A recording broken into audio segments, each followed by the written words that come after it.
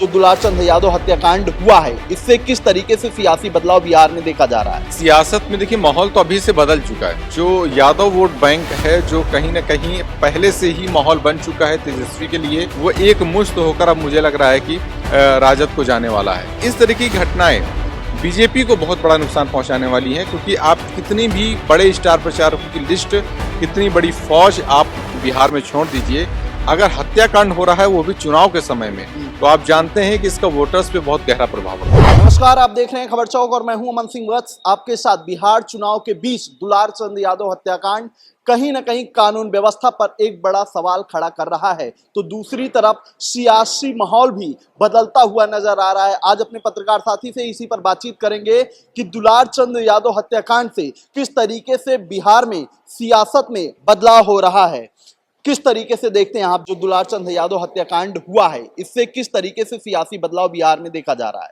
देखिए, बिहार में जिस तरीके से चुनावी इस समय माहौल है और उस माहौल के बीच में इस तरीके का हत्याकांड, कहीं न कहीं बिहार में एक ये मैसेज बाहर जा रहा है बिहार से कि बिहार में आज भी वही जंगल राज है जिसकी चर्चा इस समय के सत्ताधारी दल करते हैं। खासकर ये आरोप जंगल राज की जब बात होती है तो ये आरोप ज्यादातर लालू प्रसाद यादव की पार्टी पर लगता है, तेजस्वी यादव पे लगता है कि अगर अभी चूंकि अमित शाह ने भी कई बयानों में कहा कि अगर तेजस्वी यादव सरकार बनाते हैं तो एक तरीके से आप जंगल राज आ जाएगा। तो इस समय तो मौजूदा समय में जो कि एनडीए की सरकार है और ऐसे माहौल में अगर इस तरीके के हत्याकांड होते हैं तो कहीं ना कहीं ये तो उल्टा संदेश देने की कोशिश है कि जंगल राज ये है या जंगल राज जो आरोप लगा रहे हैं वो है।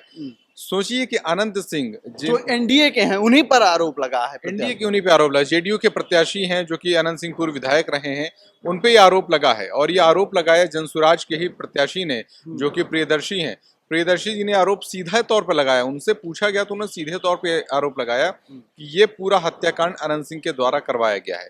तो अगर कोई व्यक्ति किसी का नाम लेके सीधे तौर पे ये कह रहा हो तो इसके मतलब है कि पीछे इसके पीछे कहीं ना कहीं सच्चाई है।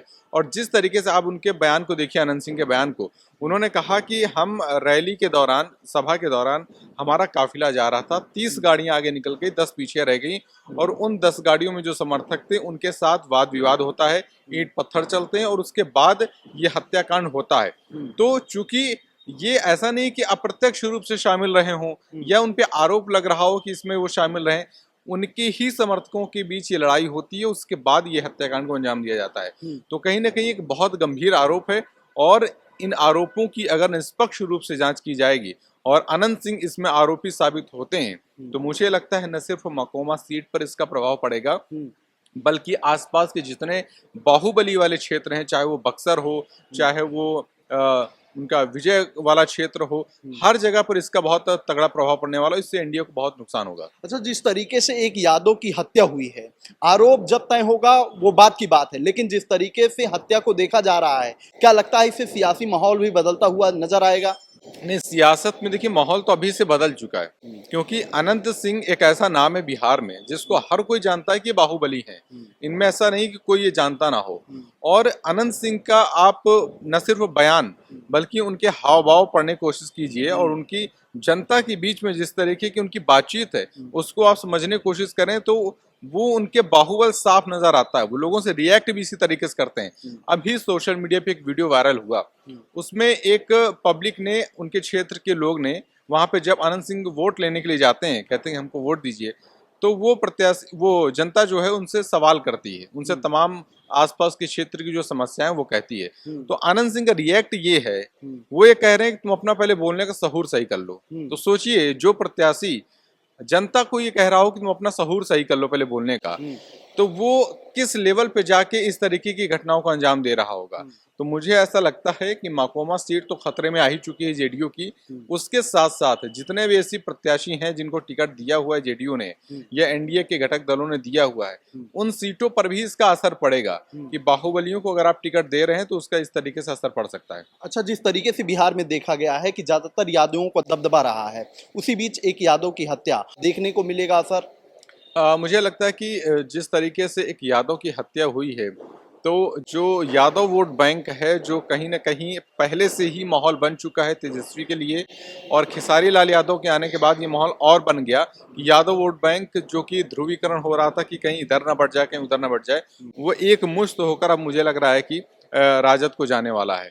तो एनडीए के लिए ये अपने इस वोट बैंक को साधने के लिए बहुत मशक्कत करनी पड़ेगी, क्योंकि नीतीश कुमार की जिस तरीके की अभी हाल फिलहाल सक्रियता रही है, उनका वोट बैंक लगातार घटता चला गया है। और न सिर्फ वोट बैंक घटा है, पिछले 25 सालों में आप देखें तो जेडीयू की जो सीटें हैं वो भी लगातार कम हो गई हैं। 101 सीट पे उनका लड़ना ये 25 साल के इतिहास में पहली बार है जब जेडीयू की सीटें 110 से कम होकर 101 पर आ गई हैं, जबकि बीजेपी 101 पे न्यूनतम थी। मतलब उसने 101 सीट पे तो हमेशा लड़ा है, आज से 25 साल पहले भी लड़ा था।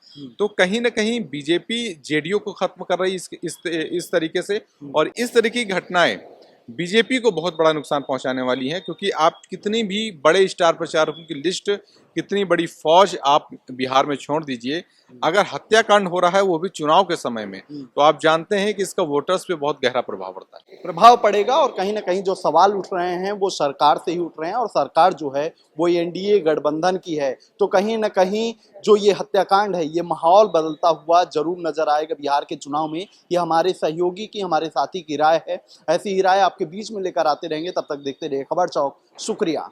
New public inter college Lucknow, admission open. For more information call 0522 282232 और 7755 089585।